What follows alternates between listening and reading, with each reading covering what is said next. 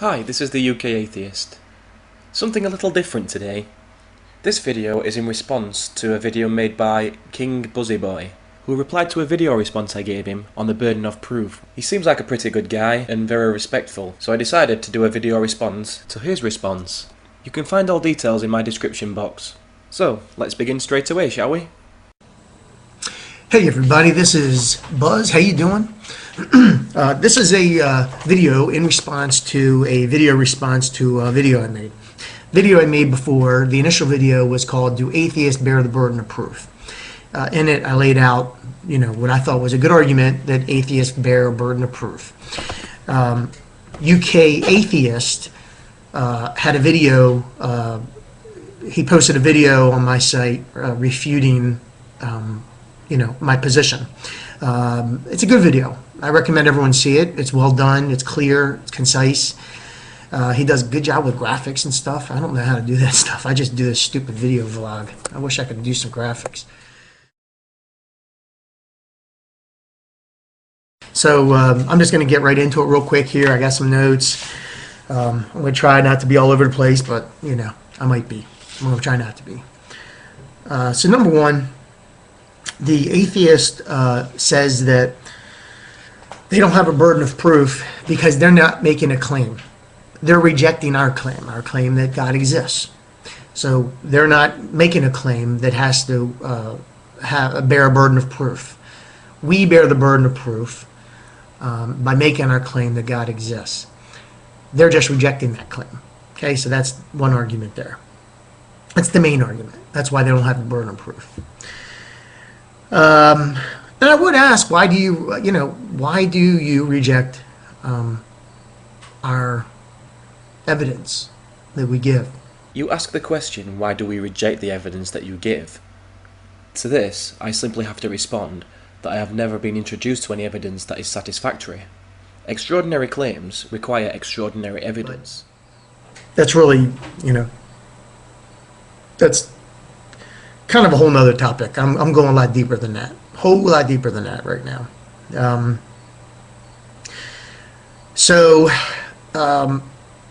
What they say is the point was that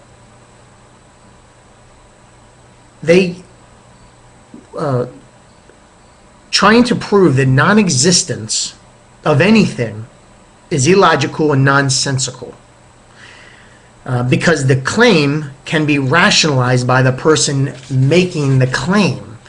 So in other words, what he says in the video is that he uses the example of saying he's making a claim, I have an invisible dragon. Prove me wrong. Okay, and so where that goes is it says you could say to the person, well, dragons don't exist, and then that the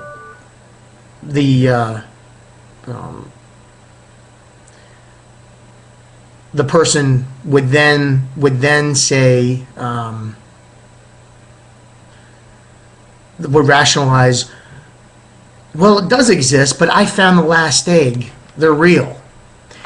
Or then you could say to the person, well, I'm not able to touch it. And then the person could rationalize, well, it's intangible. You can't feel it. And then you could say, if it's invisible, how do you know it's there? And the person would rationalize and say, it speaks to me. And that conversation would just go on and on and on. Okay, so that's the point of the UK atheists and atheists in general. That's I think most people would say that's representative of what atheists argue here. So, and again, getting back to point number 2 here, trying to prove the non-existence of anything is illogical and nonsensical. This is where we're going to have some fun, okay? Because I'm going to reject that, and I do reject that. And I'm going to show you why, I'm going to show you how, and by the time I finish, you're going to realize it. First of all, you're making a claim. You're making a claim. Your claim is that trying to prove the non-existence of anything is illogical and nonsensical. That's your claim. So you need to bear the burden of proof as to why you believe that trying to prove the non-existence of anything is illogical and nonsensical. Okay? Because that is a claim. You're making a statement. So, come on, man. What's up? I'm not quite sure what you mean here. I may have misunderstood. I never said that making a claim is nonsensical. What I did say was trying to disprove the existence of something was nonsensical. The claim itself is nonsensical, not the act of making the claim.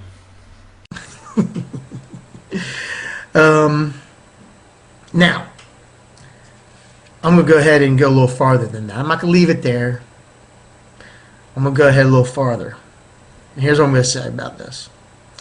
What I'm going to say is, it is logical to try to prove the non-existence of something. Okay, please elaborate. It's not illogical and it's not nonsensical, and here's why and here's how.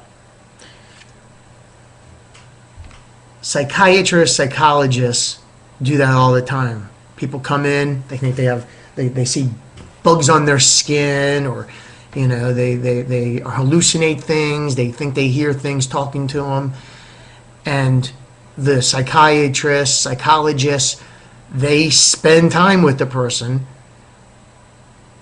and their goal is to prove the non-existence of these hallucinations. So your claim is false. Here you are laying the burden of proof on the psychiatrist, just as I suspected you would when you gave the example. So, let's say for example, this client of the psychiatrist is seeing a unicorn.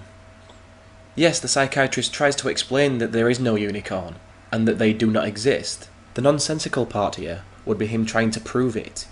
You need to see the difference between proving the non-existence of something and trying to convince someone of the non-existence of something. He can convince the client that there is no unicorn, but he can never actually prove there is no unicorn. If the client chooses to, he could reject all the efforts of the psychiatrist by using his own rationalizations. There are people at the psychiatric ward because they were never convinced that their delusions are not real. You're implying that convincing is the same as proving. My statement still stands here. It is illogical to prove the non-existence of anything because the person who claims the non-existence may never stop rationalizing. Just remember, the only thing that can neither be proven nor disproven to exist is something which does not exist.